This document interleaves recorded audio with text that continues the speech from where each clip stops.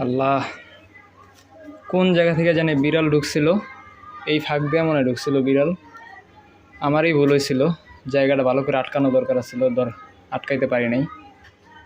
কবুতরটার আমার কামড়ায়া কি করছে দেখছেন? আহা,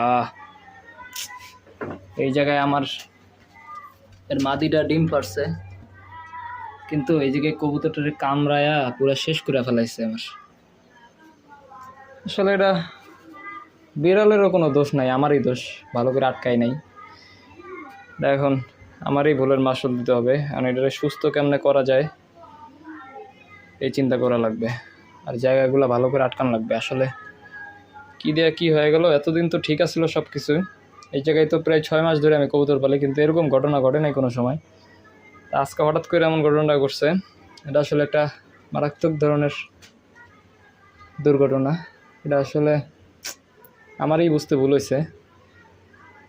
এটা সবাই দোয়া করেন, কী করা যায় আল্লাহ।